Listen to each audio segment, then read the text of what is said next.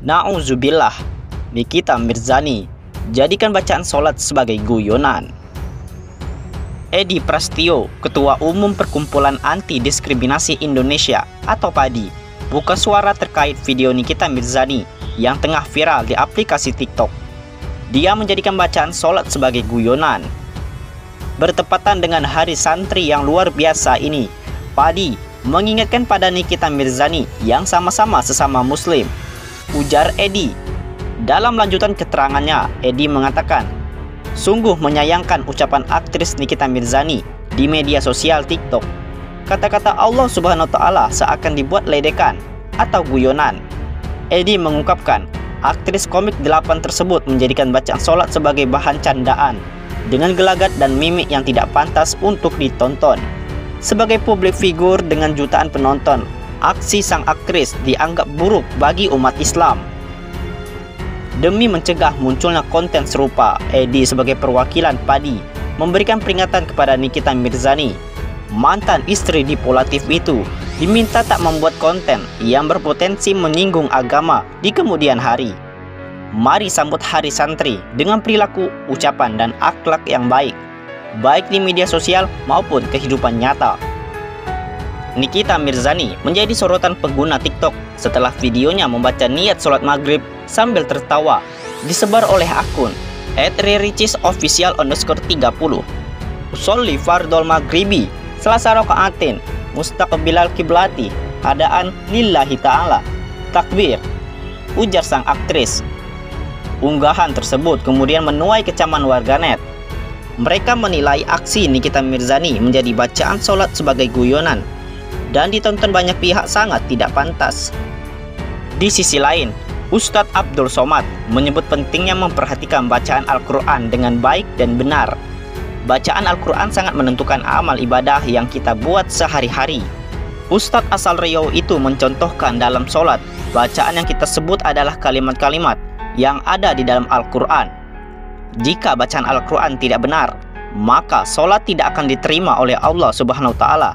Karena dalam bahasa Arab, beda bacaan akan beda arti dan maknanya. Jadi perhatikan lagi bacaan Al-Quran kita. Kalau seumur hidup tak pandai baca Al-Quran, maka seumur hidup sholat kita tidak akan diterima karena bacaan kita salah-salah dalam sholat, kata Ustadz Somad. Ustadz Somad mencontohkan dalam penyebutan huruf sa, harus memperhatikan bentuk huruf dan bagaimana bacaannya, karena bisa saja salah menyebutnya menjadi sa atau sya. Hal ini berbeda dengan bahasa Indonesia. Jika terjadi pertukaran huruf, maka makna masih bisa ditangkap karena lafaznya masih bisa diketahui. Ustadz Somad menjelaskan, Muslim harus mendalami bacaan Al-Quran karena itu adalah kewajiban. Ustadz Abdul Somad menyebut, tak sedikit orang mengeluh susahnya belajar bahasa Arab. Tapi menurutnya, yang sulit tak hanya bahasa Arab, semua bahasa asing akan sulit jika tak ada niat mempelajarinya. Bahasa Inggris juga sulit, juga punya keragaman kata dan huruf. Tapi kalau dipelajari tetap akan bisa, ujar Ustadz Abdul Somad. Dan sementara itu, membaca Al-Quran dengan langgam yang tidak lazim tersebut bisa dikategorikan mempermainkan Al-Quran dan terkena hukum mempermainkan agama. Dalam Islam, mempermainkan agama atau memperolok ayat-ayat Allah sangat dilarang berdasarkan sejumlah ayat Al-Quran sebagai berikut. Dan jika kamu tanyakan kepada mereka tentang apa yang mereka lakukan itu, tentulah mereka akan menjawab, sesungguhnya kami hanya bersenda gurau dan bermain-main saja.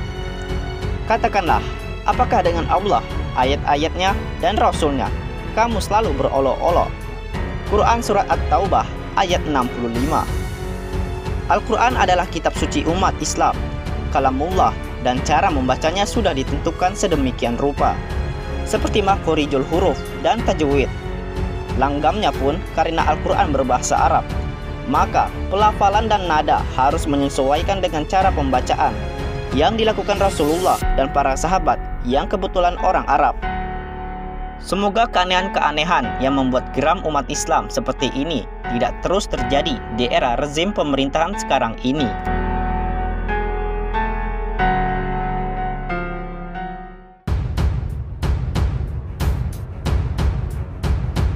Raffi dan Gigi kena semprot Rafathar. Dalam YouTube Rans Entertainment, Raffi Ahmad terlihat mengunjungi Baim Wong beberapa waktu lalu. Pada saat itu, Raffi Ahmad bertemu dengan anak pertama Baim Wong, yaitu Keanu Tiger Wong. Raffi Ahmad mengatakan terkait Rafathar kepada Keanu, dirinya mengungkapkan jika Keanu sudah besar akan pintar untuk mencari endorse. Nanti bentar lagi Keanu cari duit ya kalau udah gede, nanti pinter nyari endorse, kata Raffi Ahmad. Namun, sayangnya Rafathar justru protes saat ada yang endorse kepadanya. Nyari endorse kayak Rafathar udah protes, ujar Raffi. Paula pun mempertanyakan bentuk protes Rafathar kepada Raffi Ahmad dan Nagita Slavina seperti apa. Protesnya kayak gimana? Ujar Paula. Raffi pun mengatakan apa yang dikatakan oleh Rafathar saat dirinya menerima protes dari sang anak. Papa mama, AA itu masih kecil. Masa anak kecil disuruh kerja? Bantuin dong AA buat syuting, ucap Raffi. Seperti diketahui, keluarga Raffi Ahmad sering mendapatkan banyak barang endorse setiap harinya. Hal ini pun terkadang harus melibatkan sang anak, Rafathar, yang usianya masih cukup dini. Raffi Ahmad kena sentil gegara main layangan di markas Brimob. Raffi Ahmad rupanya pernah kena sentil saat bermain layangan di markas Brimob bersama Billy Saputra. Ia sampai dibentak komandan.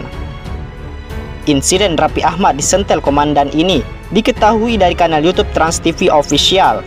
Dalam video berjudul Raffi Billy kepincut komandan cantik, latihan berujung modus. Dalam video tersebut, nampak suami Nagita Slavina itu awalnya nekat menerbangkan layangan di area markas Brimob. Dibantu oleh Billy Saputra, Raffi Ahmad berusaha mengendalikan layangan sebelum layangan itu tersangkut pohon. Bisa nyangkut ke pohon itu layangannya, kata Billy Saputra. Baru meratapi layangannya yang hilang, Raffi Ahmad dan Billy Saputra dikagetkan oleh suara anggota Brimob. Rupanya aksi dua presenter main layangan ini diketahui anggota Brimob. Raffi dan Billy langsung kena sentil. "Woi kalian, kamu main layangan di sini," ucap salah satu anggota. "Maaf dan, iya dan ampun dan," balas Raffi Ahmad. Tanpa basa-basi, Raffi dan Billy diminta untuk menghadap komandan. Keduanya juga diingatkan agar tidak bermain layangan di kawasan itu. "Kalian nggak boleh main layangan di sini. Kalian harus menghadap komandan saya dulu. Nggak boleh main layangan di sini," jelas anggota itu. "Iya dan, ampun dan. Komandan tolong pegangin tali layangan ini dulu," jawab Raffi sambil kabur, meninggalkan anggota tersebut.